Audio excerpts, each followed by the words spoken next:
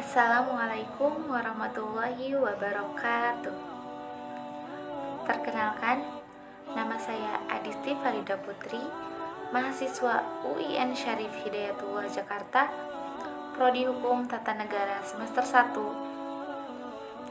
Pada kesempatan ini, saya akan memaparkan materi mengenai perkembangan mazhab-mazhab fikih dan dasar pemikirannya, khususnya mazhab Imam Syafi'i dan mazhab Imam Hanbali.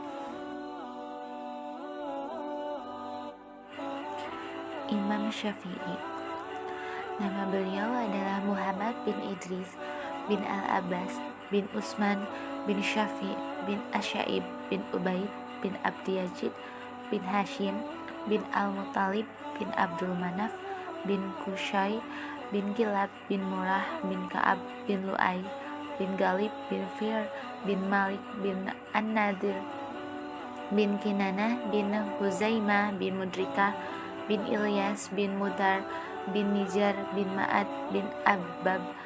Nasabnya bertemu dengan kakeknya Rasulullah SAW, yakni Abdul Manaf.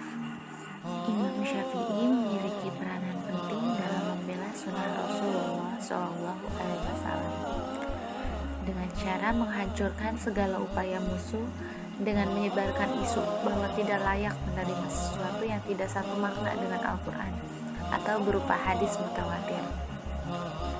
Beliau juga menghancurkan tuduhan mereka dengan dalil bahwa Rasulullah SAW membolehkan seorang sahabat untuk menyampaikan apa yang ia dengar dari Rasulullah SAW.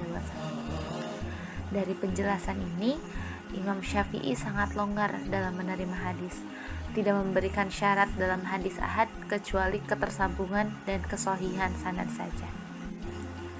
Hubungan Imam Syafi'i dan usul fikih.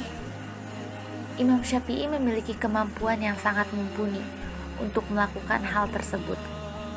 Setelah beliau menelaah banyak kitab dengan berbagai aliran pemikiran dan mazhab, seperti Madrasah Mekah tempatnya tumbuh dan berkembang, Madrasah Madinah negeri tempatnya berhijrah, dan Madrasah Irak yang pernah didiaminya untuk beberapa waktu. Semua ini telah memotivasinya untuk membuat aturan dan ukuran dalam melakukan istinbat hukum, dan itulah yang dimaksudkan dengan ilmu usul fikih. Karya pertama dalam bidang usul fikih ialah kitab yang beliau karang dengan judul Ar-Risalah.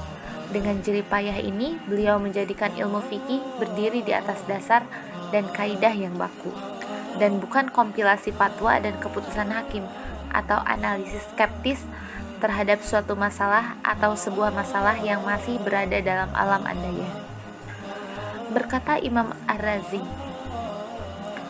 orang walaupun mereka bisa memperdalam ilmu fikih setelah Imam Syafi'i, namun pada dasarnya mereka masih bergantung dengannya, karena beliaulah yang membukakan pintu dan pendahulu itu memiliki keutamaannya. Dasar mazhab Imam Syafi'i. Dalam menetapkan fikihnya, Imam Syafi'i menggunakan 4 sumber sebagai berikut. Yang pertama adalah Nash, yaitu Al-Quran dan Sunnah yang merupakan sumber utama bagi fikih Islam, dan selain keduanya adalah pengikut saja. Keduanya merupakan sumber bagi segala pendapat, baik dengan Nash ataupun melalui penafsirannya. 2 adalah ijma, merupakan salah satu dasar yang dijadikan hujah oleh Imam Syafi'i, menempati urutan setelah Al-Quran dan Sunnah. Yang ketiga adalah pendapat para sahabat. Imam Syafi'i mengambil pendapat para sahabat dalam 2 mazhab jadid dan qadimnya. Beliau membagi pendapat sahabat kepada 3 bagian. Yang pertama, sesuatu yang sudah disepakati. Kedua, pendapat seorang sahabat saja dan tidak ada yang lain dalam satu masalah. Ketiga, masalah yang mereka berselisih pendapat. Maka dalam hal ini, Imam Syafi'i akan memilih salah satunya yang paling dekat dengan Al-Quran, Sunnah, atau ijma, atau menguatkannya dengan qiyas yang lebih kuat, dan beliau tidak akan membuat pendapat baru yang bertentangan dengan pendapat yang sudah ada. Yang keempat adalah qiyas. Beliau menilainya sebagai sebuah bentuk ijtihad, karena seperti yang sudah dijelaskan, ketika berbicara tentang dasar-dasar istinbat, Imam Syafi'i Ia sama dengan menggali makna nash atau menguatkan salah satu pendapat. Selanjutnya adalah penyebaran dan perkembangan mazhab Syafi'i. Mazhab Syafi'i tersebar di negeri Irak karena di sanalah mazhab ini pertama kali muncul. Demikian pula di Mesir karena ia pernah tinggal di sana hingga akhir hayatnya. Mazhab ini juga dipeluk oleh para penduduk muslim di kawasan Khurasan dan sekitar sungai Euphrat, Palestina, Hadramaut, Persia, bahkan menjadi mazhab yang dominan di Pakistan, Sri Lanka, India, Indonesia, dan Australia. Penyebaran dan eksistensi mazhab Syafi'i tidak bisa lepas dari usaha gigih para pengikutnya dalam menyampaikan dakwah Islam yang berkesinambungan. Para ulama menyampaikan pemikiran mazhab sangat antusias dalam menyebarkan kitab-kitab mazhab yang asli di negeri-negeri bersangkutan. Di antara penyebab tersebarnya mazhab Syafi'i adalah kitab-kitab yang pernah ditulis oleh beliau, majelis ilmunya, dan perjalanannya ke berbagai negeri Islam pada waktu itu. Yang selanjutnya adalah mazhab Imam Hambali. Ahmad bin Muhammad bin Hanbal bin Hilal bin Asad al-Marwazi al-Baghdadi. Beliau lahir di kota Baghdad, Irak pada 20 Rabiul Awal 164 Hijriah atau 27 November 780 Masehi. Panggilan masa kecilnya adalah Abu Abdillah, dikenal sebagai Imam Ahmad bin Hanbal atau Imam Ahmad atau juga Imam Hambali rahimahullah. Beliau berasal dari suku Saiban, seperti halnya Muhammad bin Hasan al-Syaibani. Musnad Imam Hambali adalah kumpulan beberapa hadis yang diriwayatkan oleh Imam Ahmad. Ia mulai mengumpulkannya sejak ia pertama kali belajar hadis dan terus berlanjut hingga akhir hayatnya. Imam Ahmad menulisnya tidak beraturan dan tidak tersusun rapi, dan ketika usianya sudah senja dan ia takut ada yang hilang, lalu ia pun membacakannya kepada anak-anaknya serta keluarganya secara tidak beraturan. Seperti pada mulanya, kemudian datanglah Abdullah, anaknya yang menyusun semula sesuai dengan klasifikasinya.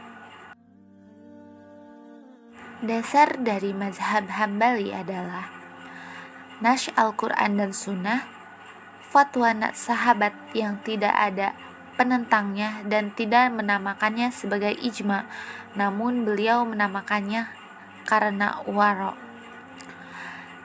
Selanjutnya, jika para sahabat berbeda pendapat, maka beliau akan memilih salah satunya jika sesuai dengan Al-Quran dan Sunnah dan tidak mencari pendapat orang lain. Selanjutnya, menggunakan hadis mursal dan hadis do'if jika tidak ada dalil lain yang menguatkannya dan didahulukan daripada qiyas. Dan yang terakhir adalah qiyas jika tidak ada nas dari Al-Quran dan Sunnah. Yang selanjutnya adalah penyebaran dan perkembangan mazhab Hanbali. Adapun orang yang pertama menyebarkan mazhab Imam Ahmad adalah putranya yang bernama Salih bin Ahmad bin Hanbal. Beliau menyebarkan mazhab ayahnya dengan cara mengirim surat kepada orang yang bertanya dengan jawaban yang pernah disampaikan oleh ayahnya. Beliau pernah menjabat sebagai hakim, menukil pendapat ayahnya dan diterapkan langsung. Putra Imam Ahmad yang bernama Abdullah bin Ahmad juga melakukan hal yang sama dengan mengumpulkan kitab Al-Musnad dan menyusunnya serta menukilkan fikih sang ayah, walaupun beliau lebih banyak meriwayatkan hadis. Sampai dengan tahun 1968, pengikutnya tidak lebih dari 10 juta orang saja. Mazhab ini tidak berkembang keluar negeri Irak, melainkan pada abad ke-4 Hijriah, kemudian berkembang di Mesir pada abad ke-7 Hijriah, dan pada saat sekarang pengikutnya makin sedikit. Mazhab Hanbali untuk saat ini adalah mazhab resmi dalam pemerintahan Saudi Arabia, dan pengikutnya tersebar di Jazirah Arab, Palestina, Syria, dan Irak.